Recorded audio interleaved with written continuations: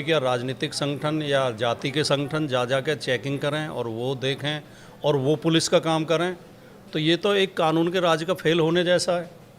और ये प्रयोग तो पाकिस्तान और अफ़गानिस्तान में बहुत पहले हो चुके हैं कि गैर सरकारी लोगों को अधिकार दे दी गए, जो नॉन स्टेट एक्टर्स हैं उनके हाथ में पावर दे दी गई। और आज पाकिस्तान और अफ़गानिस्तान को वही लोग चला रहे हैं। तालिबान क्या हैं? वो आतंकवादी संगठन है।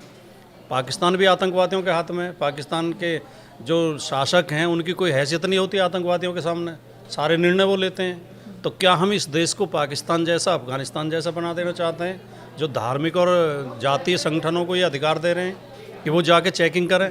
लेकिन आपकी तो पार्टी के नेताओं ने पहलगाम के आतंकियों के समकक्ष लाकर खड़ा कर दिया इन धार्मिक संगठनों को, या जो लोग भी वहां चेकिंग के लिए जा रहे थे। तो उस पर भी बहुत विवाद हुआ, उस पर भी बहुत घेरा गया कि कहाँ वो आतंकवादी और कहाँ इधर हिंदू धर्म से या सनातन धर्म से जुड़े लोगों को आतंकी कहा जा रहा है।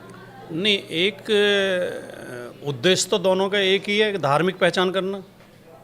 वो अलग बात है कि आतंकवादी नृशंस हत्या करते हैं, आतंकवाद से तो तुलना नहीं की जा सकती। लेकिन धार्मिक पहचान करना जाके किसी के, ये भी आरोप लगा, अभी सिद्ध नहीं हुआ है और मैं इस बात को नहीं कह सकता अपनी ओर से क्योंकि मेरे पास कोई सबूत नहीं है। लेकिन आरोप लगा था कि पैंट उतार के चेकिंग की गई कि हिंदू है या मुसलमान है। यही काम पहलगाम में आतंकवादियों ने किया था। तो सोच तो वही हुई। कहा जाता है कि इस तरह के बयान जानबूझकर पोलराइजेशन पॉलिटिक्स को सूट करते हैं, इसलिए भी दिया जाता है। और जब खास तौर पर ऐसा मौसम आता है तो ऐसे बयानों की बाढ़ लगती ही इसीलिए है कि भाई इधर का वोट बैंक इधर रहे, उधर का वोट बैंक उधर रहे। सब अपने अपने वोट बैंक को पकड़े रखते हैं, दोनों को सूट करता है ये। पोलराइजेशन से हमेशा हमें नुकसान होता है। धार्मिक ध्रुवीकरण या सांप्रदायिक ध्रुवीकरण हमेशा हमारे नुकसान में होता है, समाजवादी पार्टी के नुकसान में। ये कहना, मैं समझता हूँ कि अगर इसकी गंभीरता से चिंतन किया जाए इस पर कि हम हिंदू मुस्लिम ध्रुवीकरण करने का प्रयास करेंगे तो वो एक नासमझी की बात होगी।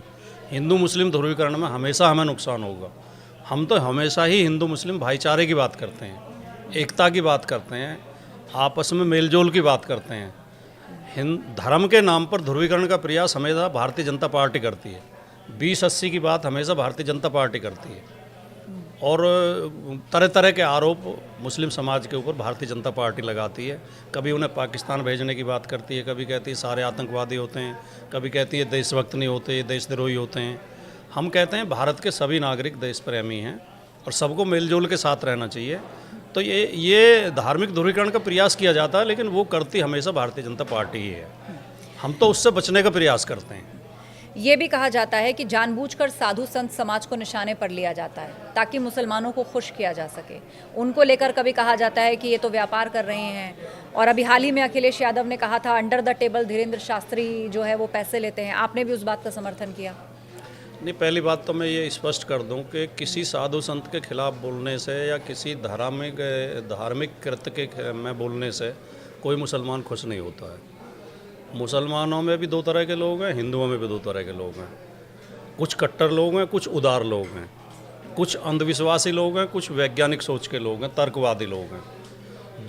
जो मुस्लिम पाखंडी है वो हिंदुओं के पाखंड को भी पसंद करता है और जो हिंदू पाखंडी है वो मुस्लिमों के पाखंड को भी पसंद करता है। पाखंडी फाखंडी सारे एक जैसे हैं, कट्टरवादी एक जैसे हैं और ये एक दूसरे की खुराक होते हैं।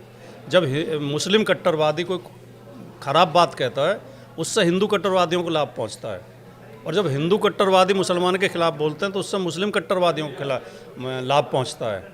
हम समाजवादी पार्टी दोनों कट्टरवादियों के, दोनों पाखंडवादियों के खिलाफ है। हम इस्लामिक कट्टरवाद को भी बढ़ावा देना नहीं चाहते। कोई मौलाना मौलवी अगर लोगों को बहकाने की बात कर रहा है, कोई पाखंड फैला रहा है, कोई लोगों को ठगने की बात करता है, झूठे दावे करता है, अलौकिक शक्ति होने की बात करता है, चाहे वो पादरी हो, चाहे वो मौलाना हो और चाहे वो साधु हो।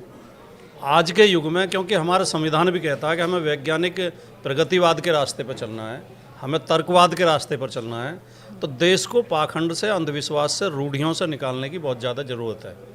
जो एक